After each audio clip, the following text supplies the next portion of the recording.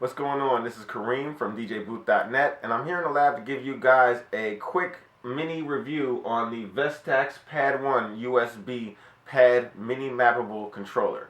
So what we have here is a fully USB compliant device, which is a controller that you're able to customize and MIDI map for any production style DAW software or any DJ software that accepts any type of MIDI mappable device.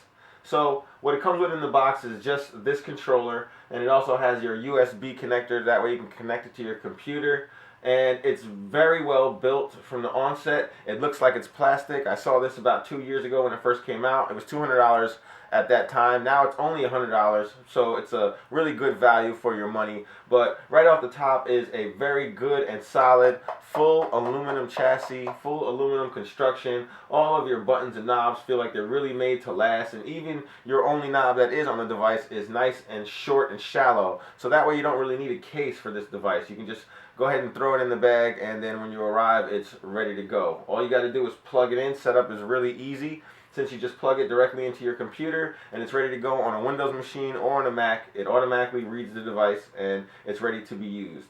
A little bit more for the setup is going to go into what type of software you're using it with. You're going to have to map this to the software of your choice, the production software or the DJ software of your choice. We used this with Tractor when we were testing it out. Everything worked really nicely. You have your velocity sensitive 12 pads here. They have two different color backlit, so you know when they're on or off. And they're really, really nice to drum with. They feel really good. Again, they're velocity sensitive, so that way you can press it according to the power you hit it with will correspond to the volume that it plays out as long as it's mapped that way. But that capability is here. You have your 12 pads instead of 16. You know, sometimes people are familiar with the 16, but the 12 is more than adequate enough for most DJ or production style needs. Over here to the left, you have an XY pad. This XY pad is really nice. You can adjust or map it to different things such as effects or volume control. And you also have an XY hold button here, so you can change your parameters and you can have it held down to where you last touched the XY pad. Next up, you have a roll and chromatic button. The roll actually allows you to continuously press one of the keys that's going, so you just press it, and as long as you have it held down, it will roll it for a certain amount of beat timing that you have set. You have a tap button here, that way you can tap in the BPM. As you can see in the readout over here, you see the BPM changing as I'm tapping the tap button. Once you have that tap button set to correspond to your whatever you're working on, your project, then you can use this roll button in order to allow these pads to roll at a certain time, like every half of a beat, every eighth of a beat. Then you can use your chromatic feature with the XY pad in order to adjust or half that rolls that you've already set.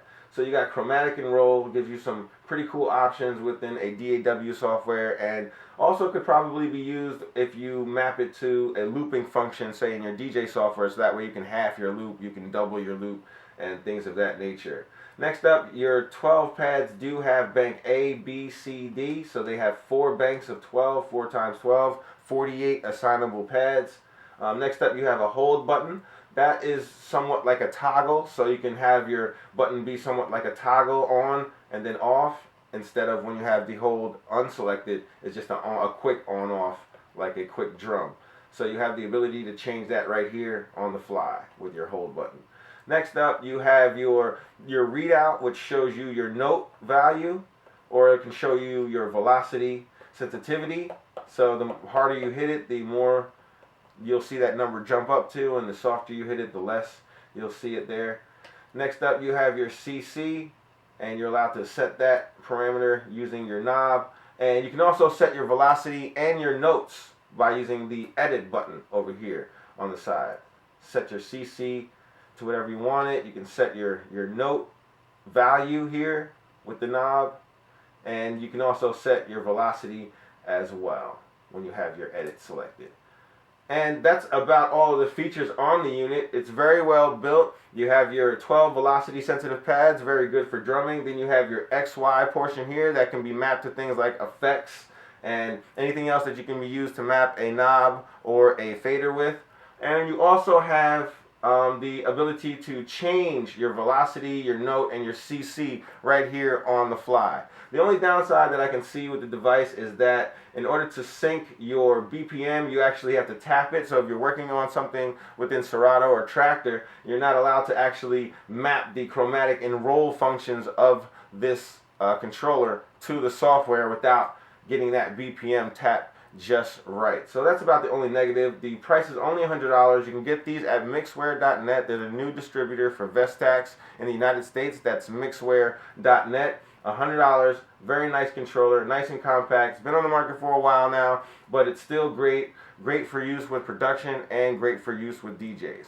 For more on the mini review or the written portion, you can go to www.djbooth.net/DJS. And thanks for watching.